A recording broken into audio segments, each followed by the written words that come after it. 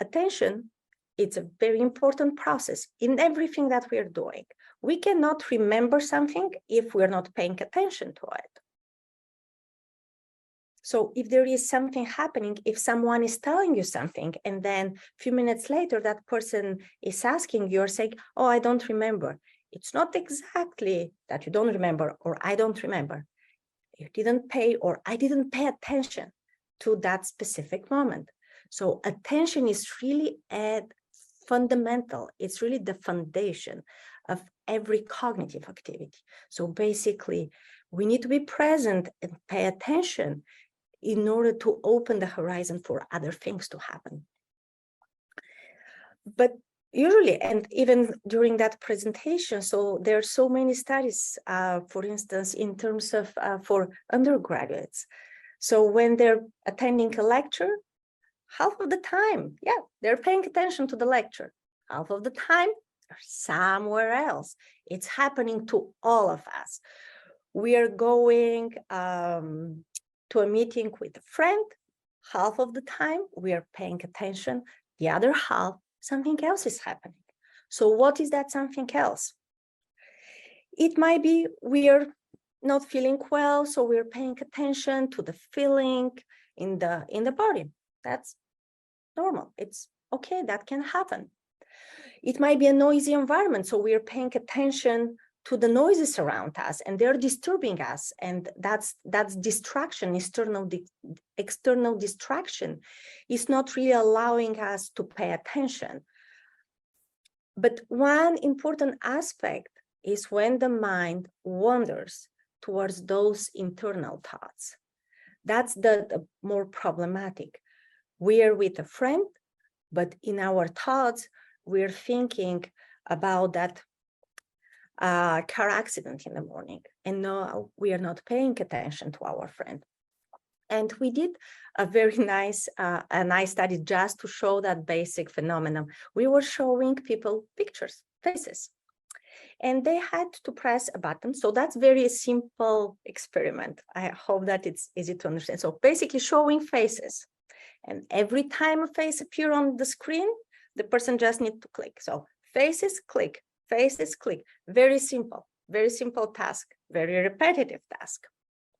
From time to time, the face is the other way around, upside down. And during that time, you should not press. You should withhold your response. What is happening?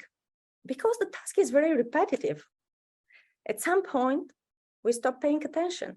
We are even not seeing the face on the screen because we are absorbed by our internal thoughts. And we saw in the brain, there is a response, basically the response in the brain that reacts to faces, now it's attenuated, which means we are perceptually decoupled.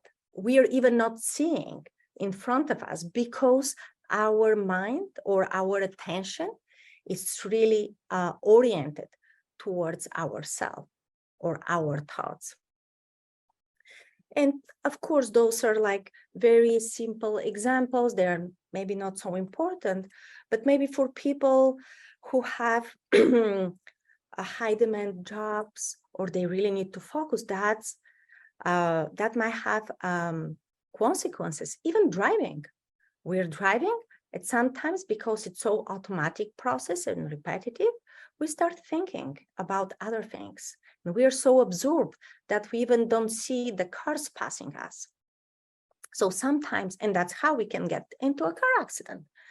So those are examples of how when our attention shifts towards those internal thoughts and engage with them in a maladaptive, repetitive way, that might be problematic. But there is a solution. We can notice that and then turn our attention to where it should be. And so that's where I'm saying, and we consider mindfulness the tool that will help us, because as during a mindfulness practice, paying attention to the breath, noticing when the mind goes away and gently returning it back. So basically, if we can train that capacity so that whenever we are doing a conversation with a friend, we can remind ourselves, that's my dear friend. I need to pay attention to my friend right now. I will plan my trip after when I go home, but now I'm with my friend and I need to pay attention. So that's how we are considering, or how we are trying to study what is happening in the brain, then where we can notice that our mind goes away and it's focusing on internal thoughts and returning it back. And there are studies that are done in different aspects. There is a consistent pattern that when the mind goes away, there is a network. This is basically different regions that are talking to each other in a very persistent way. And basically that network is also the network that is helping us remember memories. So I'm hoping that I'm now closing. Why I started with remembering. So remembering, when we're remembering and thinking about any future scenarios, there are networks in the brain that are working together. So there is a specific configuration. And one aspect of that configuration, we are seeing it when the mind wanders and goes away, when it's not focused at the task at hand. And so that's just for probably to give it the term, it's called the default mode network. So basically it's a network of brain regions that are there when we think about past, when we think about the future. And so during mind wandering, that same network is also engaged, which means it's really that remembering or the past experiences that are fueling. So basically they're the fuel to mind wandering. And so that's where the negative aspect is. I started and said, remembering is really good. It can help us in a constructive way. But if we're engaging in maladaptive strategy, especially when we have something else to do, when the task at hand is something else, having a nice conversation with a friend, then it's problematic, because then we're even not noticing the person in front of us. We are really in our internal repetitive thinking. And so that's one network that we are identifying during mind wandering. There are others. As I said, the brain works in all of the networks are involved. It's just the configuration that it's different.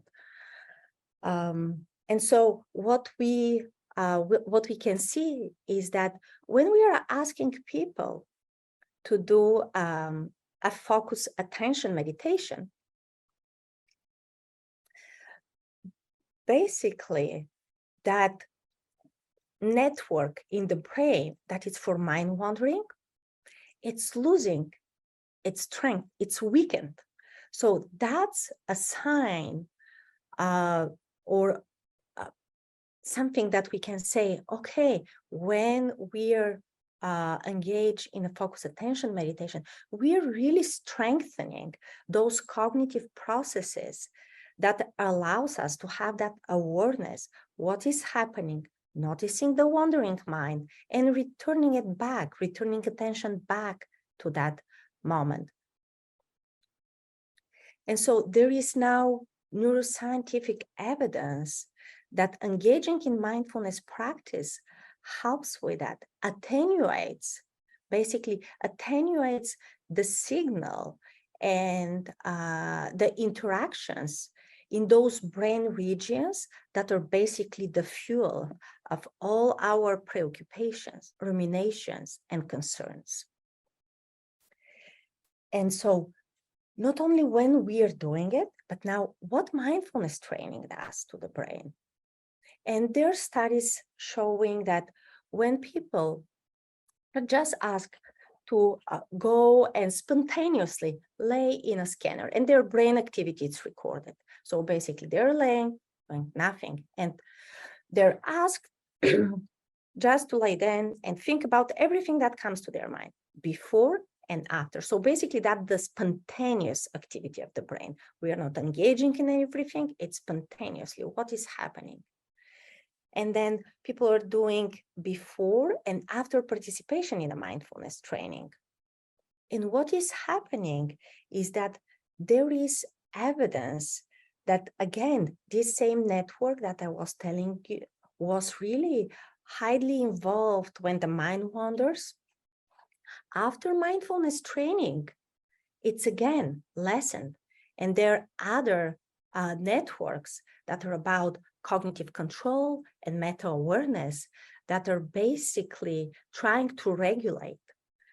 So in very lay terms, and I don't want to make any speculations, but basically the translation of all of that is that mindfulness training can basically increase that capacity of meta-awareness and control so that the internal thoughts are not invading the present moment.